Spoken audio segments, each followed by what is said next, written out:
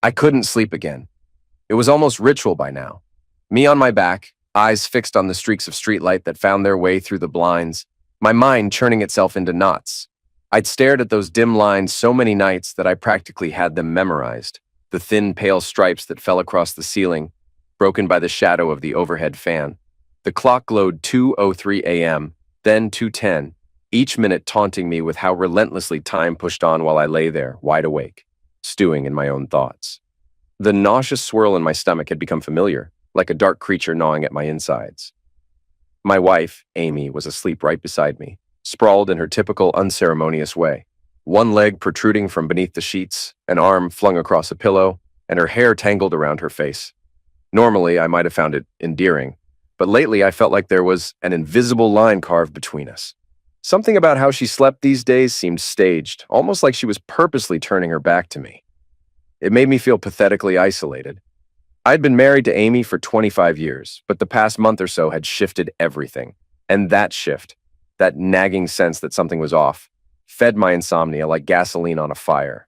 She had changed, not in the usual midlife crisis sense, not in subtle ways. She had changed in bed. Our old routine, once a stable, if not thrilling script, was suddenly tossed aside. She'd become adventurous, intense, aggressive even. She tried new positions we'd never discussed, touched me in ways she used to dismiss with a disgusted shrug, and moaned like she was auditioning for a movie. You'd think I'd be thrilled, and part of me was at first. But the abruptness raised red flags the size of billboards. Where had she learned this? Why now, after 2.5 decades of fairly predictable sex? My suspicious mind offered a single gut-wrenching possibility. She must be copying someone else's moves, or at least practicing for them. It sounded insane, but once I latched onto it, I couldn't shake the notion. A friend of mine, half drunk, had once joked, "Yeah, that's a big giveaway. If your wife goes from boring to superstar in the sack, check her phone." He'd meant it lightheartedly, but I took it to heart. And then I started noticing more. She had new outfits. She wore perfume to the supermarket. She rarely let her phone out of her sight and changed the lock code. I felt the swirling dread intensify. Each day, I caught myself anxiously scanning her face, trying to spot guilt or secrets.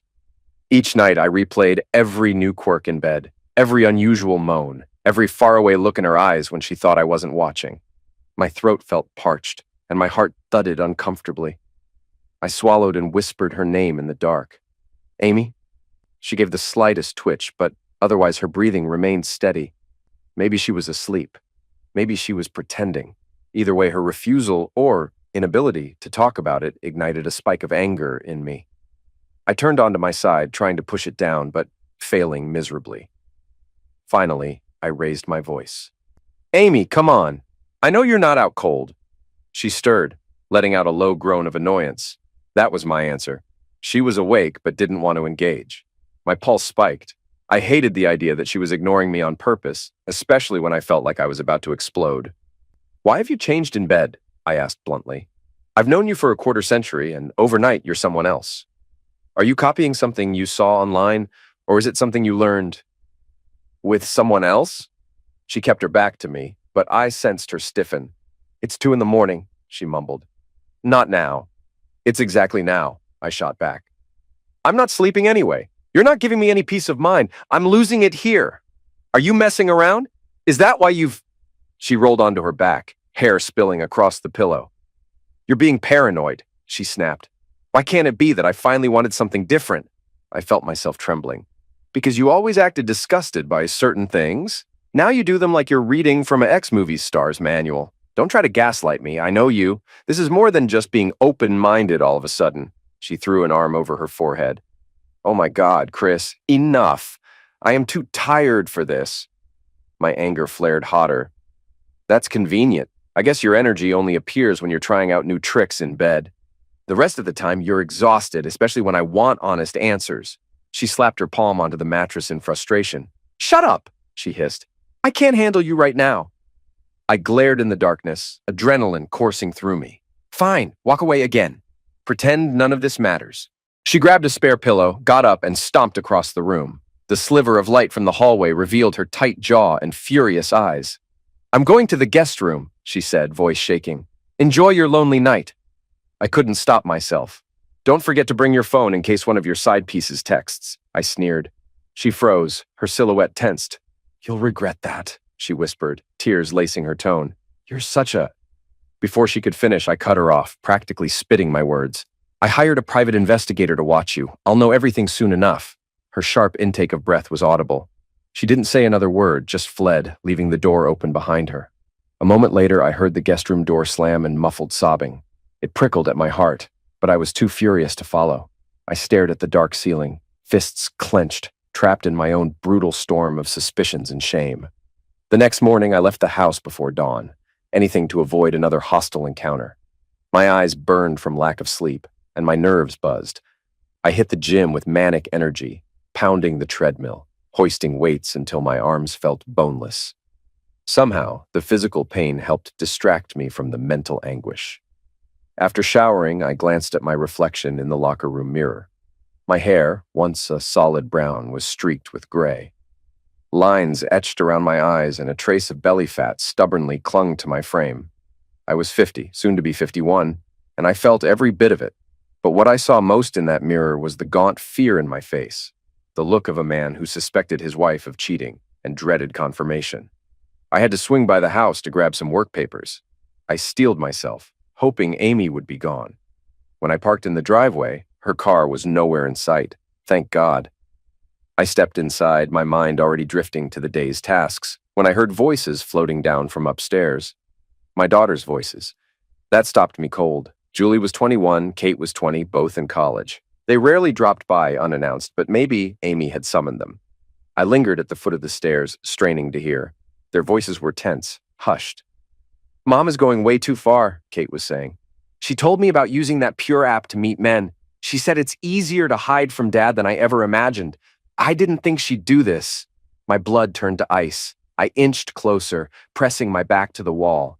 Julie's voice trembled with guilt. We kind of suggested it, remember? The open marriage idea? We told her it might spice things up. But I never thought she'd run off hooking up with random guys. Open marriage? The words banged around my skull like a loose pinball. My daughters had suggested it, and Amy had taken it to heart. Kate made a small whimpering sound. Now she's meeting men behind Dad's back. God, if he finds out we practically gave her the idea, he's going to hate us. I feel sick. Something inside me shattered. My own children had, intentionally or not, handed their mother the blueprint for this betrayal. I swallowed hard, pushing back the fury so I could continue listening. Julie sighed heavily. We just wanted them to fix their relationship. Mom said she was bored, that Dad never listened to her. We figured some couples do an open thing. They talk it through. We assumed they'd talk it through. Kate's voice wavered. She never told Dad. She just jumped into it.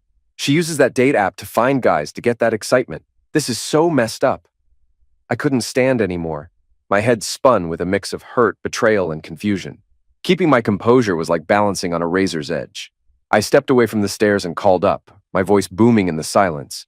Julie, Kate, come down here, now! The hush that followed was instant. I heard a frantic shuffle, then they both peered over the banister. Julie's face was pale. Kate's eyes glistened with tears. They descended slowly, as if approaching a firing squad. I crossed my arms. What the hell did I just hear? Julie tried to speak, but Kate blurted, Dad, it's not what you think. I held up a hand, cutting her off. Don't you dare downplay it. I just heard you two talking about telling your mother to go for an open marriage. You gave her a nudge toward that Pure app, right? They looked at each other in distress. Julie swallowed hard. Dad, we never told her to cheat on you secretly. We just said maybe an open arrangement could help if you both agreed. Mom was miserable, complaining you wouldn't try anything new.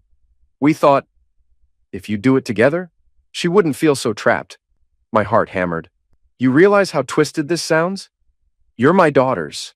You basically gave your mother the green light to screw around. No, Kate exclaimed, tears running down her cheeks. We just mentioned it, Dad. She said she'd talk to you first. We never thought she'd do it behind your back. I glared at them, feeling a swirl of rage and heartbreak. Well, you see how that turned out. She's hooking up with random men. My own daughters inadvertently set this in motion. I can't believe it. They both tried to approach me, arms outstretched. We're sorry, Julie whispered. Please, we love you. We never wanted this. I couldn't look at them. My eyes focused on the stairs, the carpet, anything else. My anger boiled.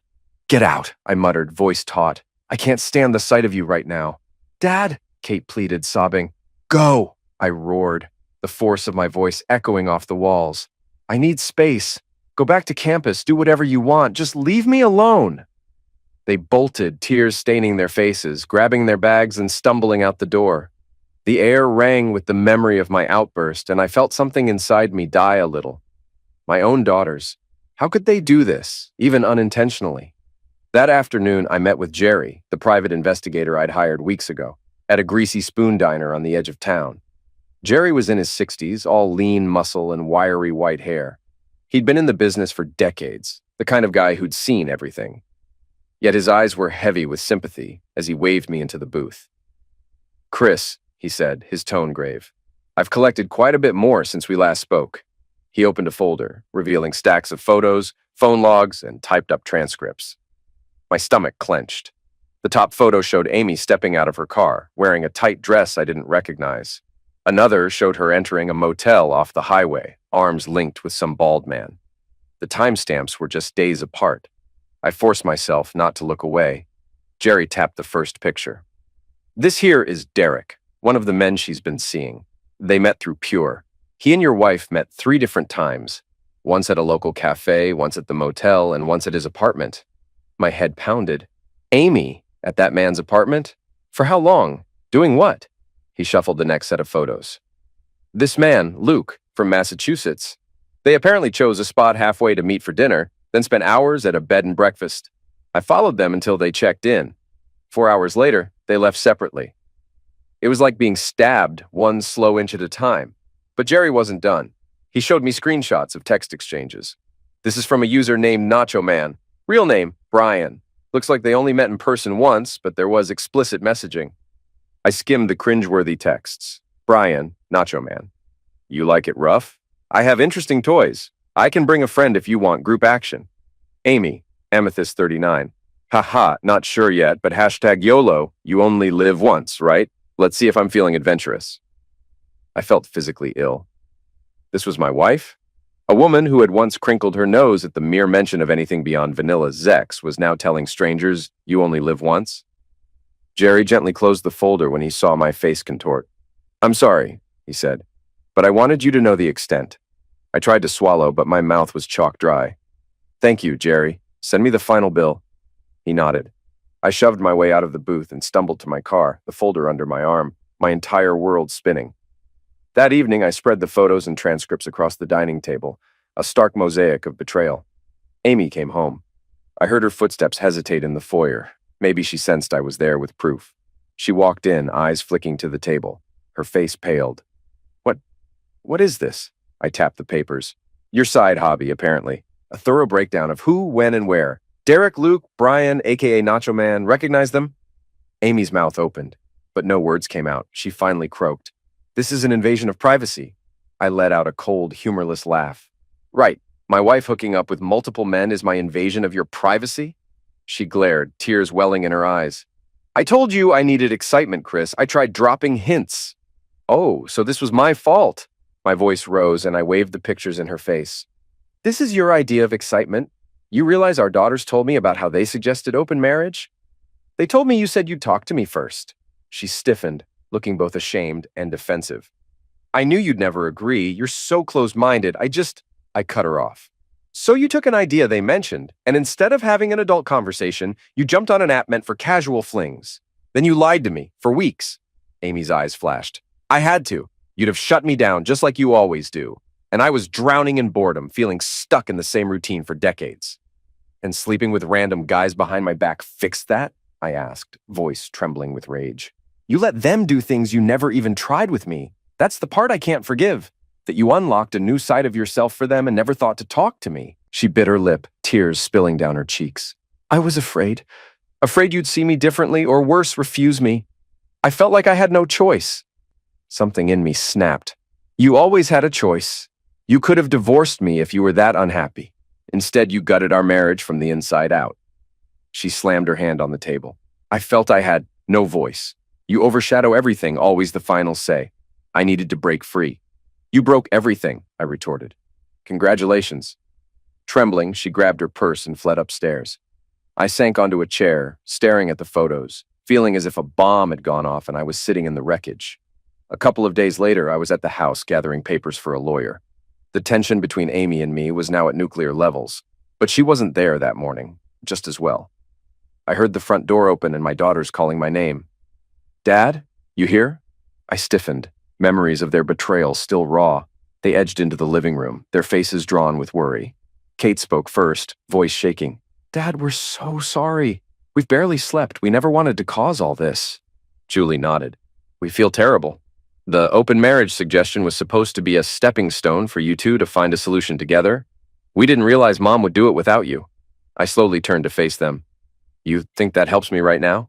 My voice was cold. "I'm furious at your mother for cheating and at you two for handing her the idea." They looked stricken. Kate's eyes brimmed with tears. "Dad, we only had Mom's perspective. She said you were emotionally distant, that you never listened. We believed her. We thought you wouldn't even consider any new approach." A bitter laugh escaped me. "So your brilliant solution was for her to find random sexual partners? That's progressive, right?" Julie sighed, tears on her cheeks.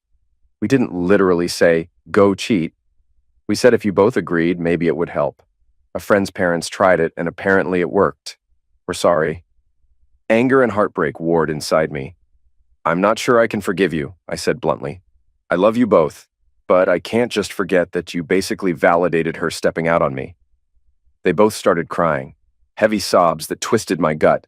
I fought the urge to console them. My paternal instinct battled with my fury.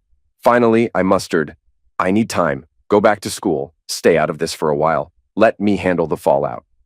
Kate choked on a sob. "But Dad—" "No," I said firmly. "I can't look at you without thinking about how this started. I need space." They lingered, tears streaming, but I turned away. They left, and the door clicked shut behind them. The air felt oppressively still afterward. I collapsed on the couch, hands over my face, wishing I could rewind the clock 1,000 times. That night, I fled to my parents' place, a modest home on the other side of town. They were in their 70s and had always been supportive, though we weren't a family of oversharers. Still, seeing me show up with a suitcase startled them. "Chris, what's wrong?" my mom asked, eyes wide with concern. "Let's just say I'm having marital issues," I replied, voice strained. They coaxed it out of me, piece by painful piece. I didn't go into the exact detail about the open marriage concept or how my daughters had been involved, but I told them Amy had been unfaithful repeatedly and I was considering divorce. My parents were appalled and quietly furious at Amy. My father kept murmuring unbelievable, while my mother fretted over how I looked like I hadn't slept in a week. I spent the night on their sofa bed, staring at the ceiling. I felt safer than at home, but the heartbreak was unrelenting. The next morning, I decided I'd go back to the house when Amy wasn't around to gather more of my belongings. Staying under the same roof with her felt impossible now. When I got home the next day, I found Amy pacing in the living room, phone clutched in her hand. She whipped around to face me when I stepped inside. "Did you tell your parents?" she demanded, eyes blazing. "They've been blowing up my phone, leaving messages, calling me a 403, saying I've disgraced the family." I dropped my keys on the counter with a clatter. "Yes, I told them. They asked why I left. I told them the truth." Her face twisted in rage. "You had no right to turn them against me. This is our private matter." "Hard to call it private when you're hooking up in motels," I snapped. "You humiliated me, so I don't really care about your social discomfort now." Her knuckles whitened around the phone. "Do you enjoy seeing me vilified? Is that what this is about?" I let out a sharp breath. "Spare me. You're strutting around as if you're proud. You told the girls you were bored. You told them about hooking up with men from an app. I have no sympathy for your poor me routine." She advanced on me, eyes glistening with tears. "You don't understand how stifling our marriage was. You never listened to my needs. Everything had to be your way, and I was desperate. Desperate enough to go behind my back with a half-dozen men." My tone was pure venom. "If it was so bad, you should have left first." She shook her head, tears finally spilling. "I messed up, okay? But you're not a saint. Look in the mirror." "Oh, I have," I barked. "And I see a man who's been lied to, a man who's done with your excuses. I'm filing for divorce." For a moment, her face crumpled as though she might plead with me. Then, like a switch flipped, she sneered. "Fine. Good luck finding someone who'll endure your uptight, boring style. Maybe your next wife won't hire a personal trainer to learn new moves behind your back." The comment stung so badly I almost lunged. Instead, I shoved past her, grabbing a stack of papers off the table and heading for the front door. She flung it open for me, practically shoving me out with one last glare. As it slammed behind me, I realized I felt a strange combination of fury and relief, as though the finality was settling in. A close friend of mine, Stacy, who was also my boss, owned a small lakeside cottage about 30 minutes away. When I vented to her about the situation, she offered the place as a refuge for a while. I arrived there with a couple of suitcases, still reeling from the confrontation. The cottage was cozy but old-fashioned, with creaking floorboards and a simple layout: a living area, a tiny kitchen, a bedroom, and a bathroom. A large window overlooked a sparkling lake framed by pine trees. Despite my tumultuous emotions, I felt a momentary calm seeing the water gently ripple in the breeze. The first night, I barely slept again, but at least I was out of the war zone. I paced the small living room, phone in hand, ignoring calls from Amy. My daughters texted every few hours, alternating between apology and desperation. I answered only with curt messages. "I'm safe, need time." In the following days, I tried to settle into a routine. I had Zoom meetings for work, conference calls, and emails. Whenever I felt the walls closing in, I walked along the shore or rented a kayak. The physical exertion offered a brief escape from the swirl of bitterness in my head. Yet whenever my mind drifted, images of Amy and her friends flickered like a horror slideshow. The texts about #YOLO, you only live once. The mention of a guy with a footlove who praised her arches, the flirting in that bed and breakfast. Each memory made my stomach clench anew. One morning, about a week into my stay, I heard a car outside. The next thing I knew, there was a soft knock on the door. I opened it to find Julie and Kate, each looking tentative, clutching takeaway cups of coffee and a paper bag. I stared, not quite ready for a heart-to-heart. They must have seen it in my eyes, because Kate immediately said, "We're sorry for ambushing you, Dad. We really want to talk." Julie offered me one of the cups. "We brought your favorite mocha latte." I accepted it warily, stepping aside to let them in. The living space was cramped, so we all hovered by the small dining table. I cleared my throat. I said I needed space. Kate set the bag of pastries down, wringing her hands. "We know, but we can't just ignore you. You're our dad, and we see how much pain this has caused." "Yeah," Julie added. "We wanted to see if there's anything we can do to fix, well, everything." My anger still simmered, but a chunk of it had worn down into exhaustion. I gestured for them to sit. "I don't know what to say to you," I began quietly.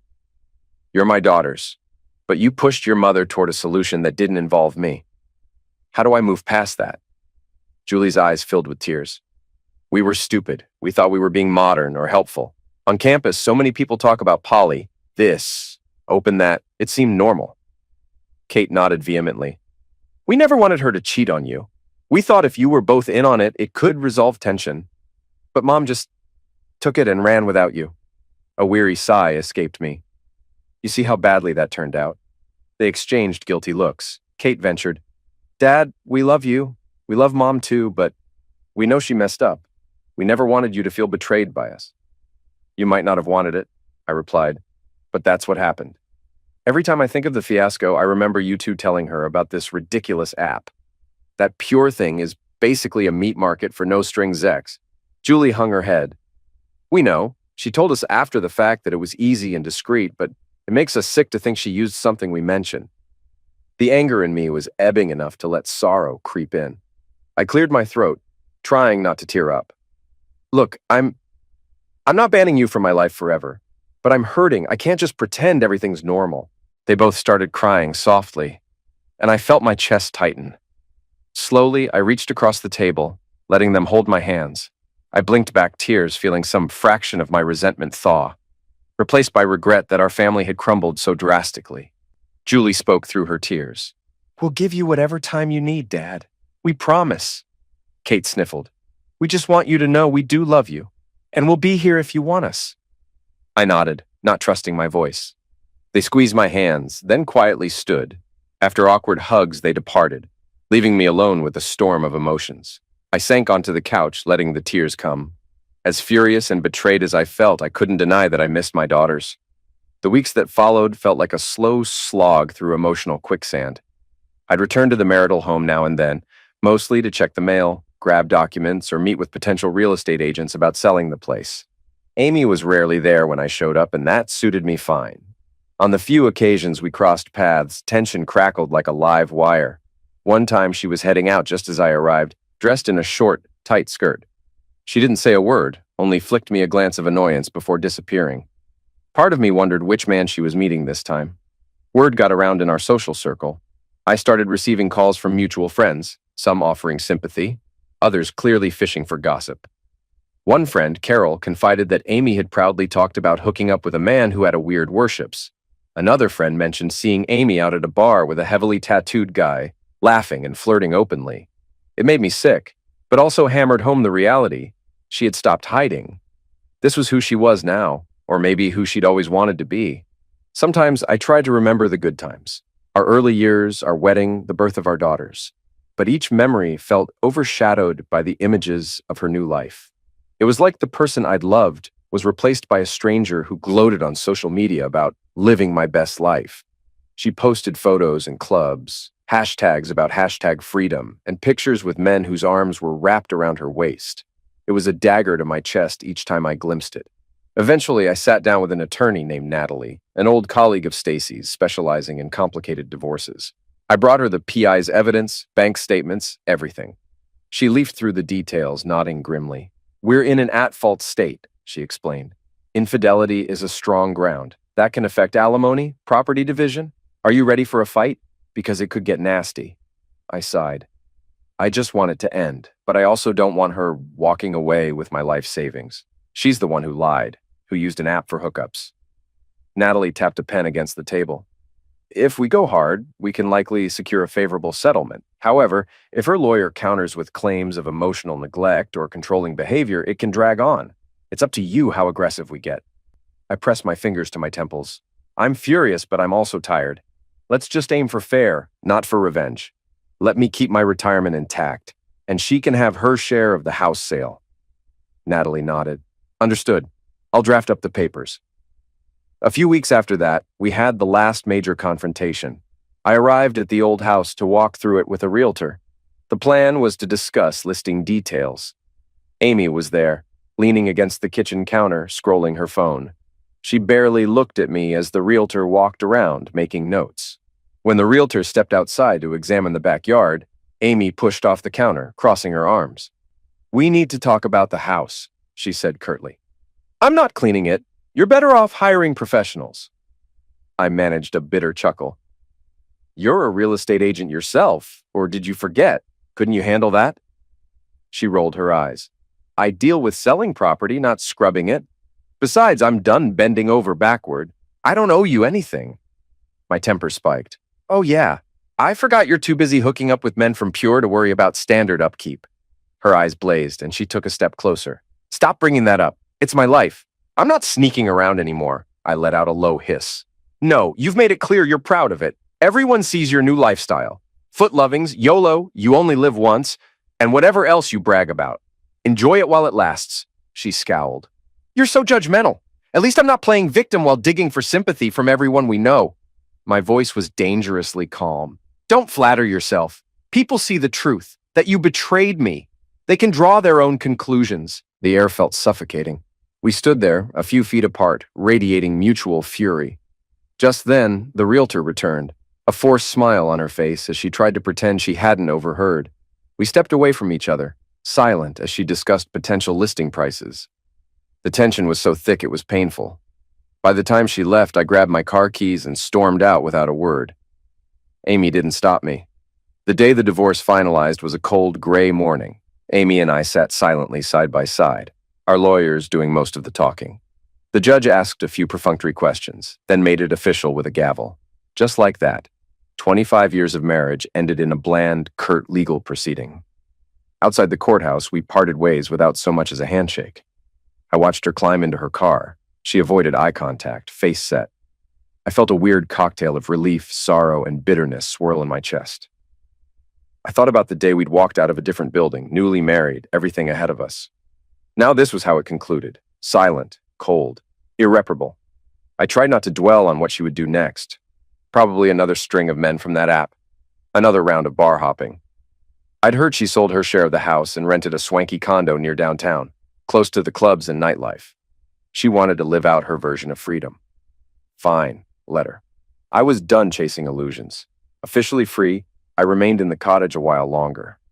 The for sale sign went up in front of our marital home, and prospective buyers came and went.